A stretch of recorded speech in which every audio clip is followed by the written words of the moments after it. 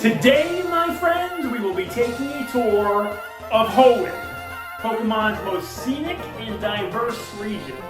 A delightful region that also just so happens to have no regard for city safety regulations, pretty much whatsoever.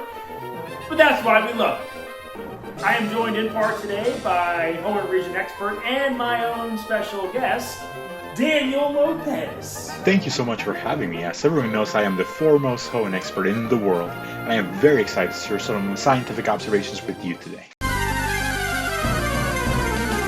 We first embarked on our journey in Little Root Town, and oh, would you listen to that track? The music sounds wistful, almost melancholic, and yet so refreshing. I mean, seriously, it's like they knew I'd be listening to this track 20 years down the line, groveling in my nostalgia, thinking, take me back. This is my childhood. Kanto honestly takes it a bit further than that, not in a great way, where Palatown has me almost feeling like I should be in a crib listening to its music box sounding lullaby. Gen 1ers, it's a joke, please don't shoot! Right from the start, Hoenn visually contrasts itself from the preceding regions of Kanto and Johto. Little Root itself was propped up instead of a clearing within a dense green forest, showing right away how the region is built very much within and alongside nature. Which begs the question, given Hoenn's rich abundance of vegetation, just why is the starting town NPC who talks about technology significantly more rotund in Hoenn than he is in Fire Red and Leaf Green's Kanto? Oldale is a minimalistic yet charming little town, serving as a home base for the routes surrounding it.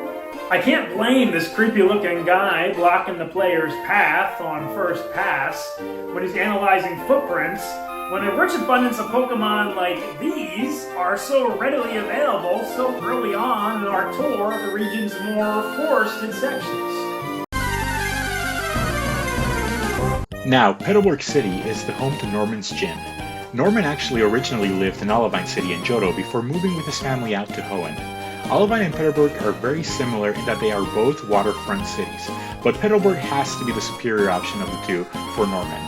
You can't even go for a swim in Olivine City without the risk of dying in a whirlpool. I guess I have to agree with Norman's choice here. We also get to meet Wally here, and I have to ask, why did Wally ask Norman for a starter? And Norman didn't even give him one. He gave him a Zigzagoon and said, go catch one yourself. Imagine if they did that to us. Also, did you know that almost every town and city in Hoenn is a combination of a type of plant and a type of town? For example, petal and bird.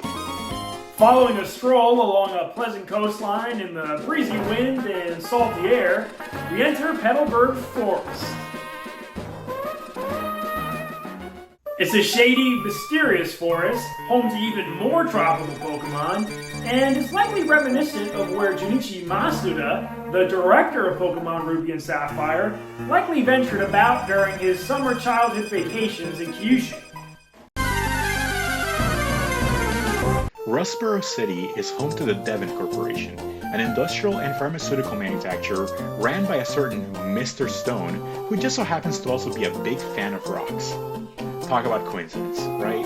It also has its very own trainer school, where the local gym leader graduated from. There's also a house where you can meet a very sick girl named Walda, who after telling her a funny phrase, rewards you with access to your very own customizable PC wallpapers. And then we come across Mr. Briny and his darling companion Pico, just an old man living with his bird in his cabin by the sea. Does it get any chiller than that? Okay, but why does Dewford Town rule, but Simonwood City sucks? This can't just be me. Maybe it is because of Granite Cave and its perseverance in developing trial I had to go through, not using Flash back in the day as not the brightest of lads. And what's up with the house full of hipsters in Dewford? Presumably you're the only person to come to the island in a long time, and then you just tell them what you think is cool, and they just immediately agree with you. They just take your word for it, I guess because you're from the mainland? At Slateport City, you're free to smell the salty ocean air, frequent the outdoor market, admire Captain Stern's exquisite craftsmanship, Visit the museum? And it needs to be said, Slateport City is full of pansies. The place is completely overtaken by a known gang, and no one does a thing about it. There's no police presence, the gang isn't even trying to run away, they're just standing there, fully in line to try to get into the museum, and no one is doing anything to stop them.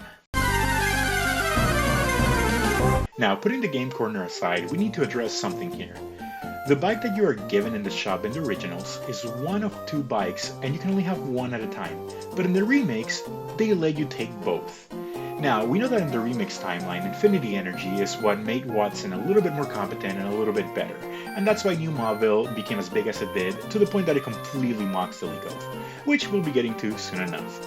However, I can buy that Mega Evolution led to Watson being more successful and Mauville actually taking off. But how does that lead to the bike owner being less stingy and actually letting you have both bikes at the same time? Also, why is there an underwater power plant with exploding Voltorbs inside? Why is Watson the one making any decisions in this town? Like his gym is a death trap and the anime as well. Verdant Turf is where Wally, another sick child, actually comes to stay with his aunt, uncle, and cousin Wanda, since the air is known to be fresh and tasty there. In fact, Verdant Turf is known to be situated in such a way that the action soot coming from Mount Chimney doesn't actually reach it because of the wind patterns of Hoenn. It is a drab yet elegant little town, and one that I believe Wanda and her Rock Smash Challenge boyfriend will come to become more and more fond of as time moves on.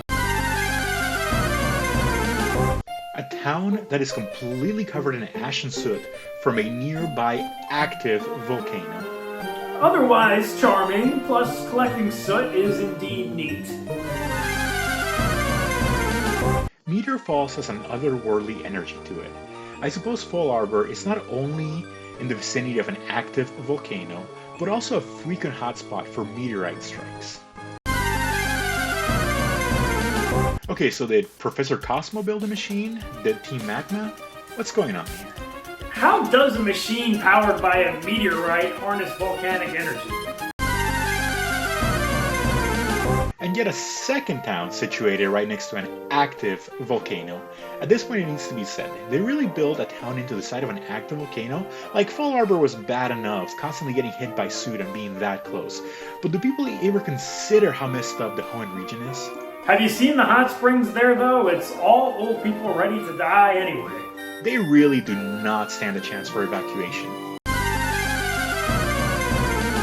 Now, Mirage Tower is cool, but we need to address how the fossil that sinks at the bottom of Mirage Tower, in the desert, south of Fall Arbor Town, somehow ends up in the tunnel that the Tunnel Maniac is digging from Fall Arbor Town and going north.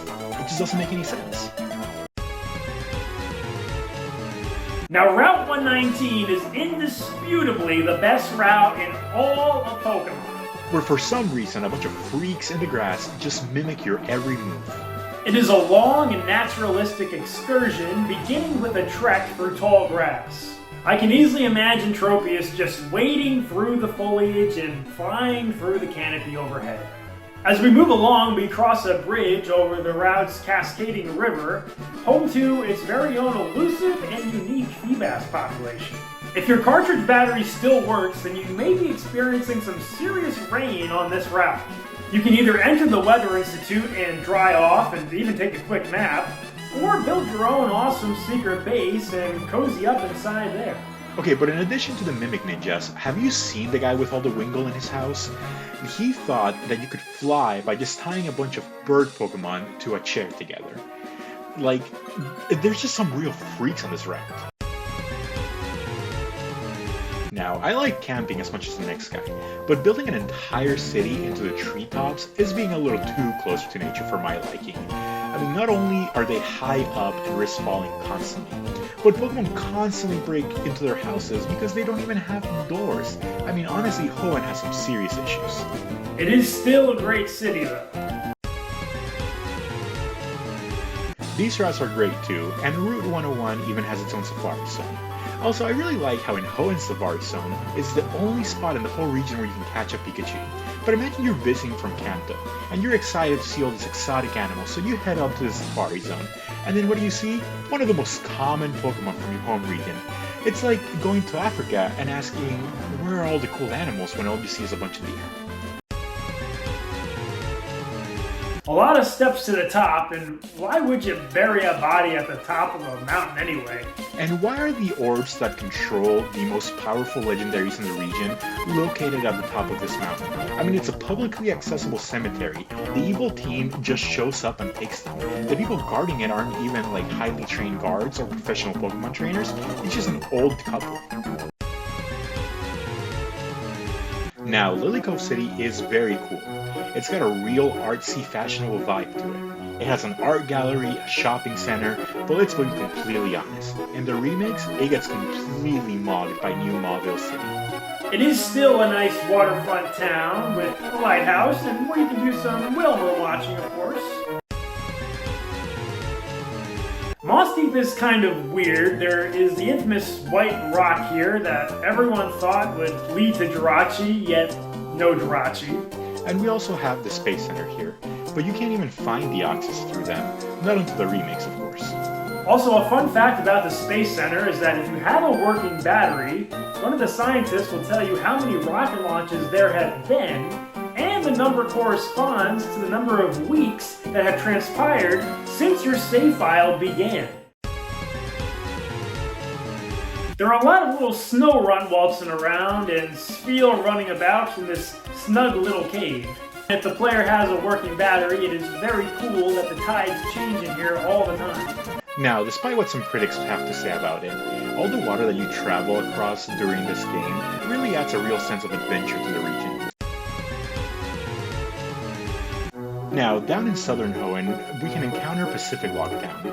Okay, so there's multiple towns built around an active volcano, a town built on top of a treehouse, and now a town built on rafts, and the people here are some real freaks too. There's a guy that just spends his days staring out the window in hopes of seeing Mirage Island again. That man has to be insane. Also, why are there so many Mirages in Hoenn? Is the entire region even real? There's also the guy who thinks you came from Yes Town after you answer what town you came from. And if two cities being built around an active volcano wasn't enough for you, there's a city built inside of a dormant volcano. Teutopolis is actually based off of the Greek island of Santorini. Now, while the Cave of Origin is cool, it's pretty annoying that to even get to Teutopolis, you need to be able to dive to get in. Like, imagine you're just a normal civilian trying to go about your day-to-day life here. You either need to have a Pokemon with Dive or Fly to get you in and out of the city, and then to even get from one side to the other, you need to have a Pokemon that can surf. Lastly, we have the Pokemon League location, Evergrande City, and I think we all have to ask, why is it called a city? I mean, what is there to do other than the Pokemon League here, after all? And let's not mention how non-commutable the city is.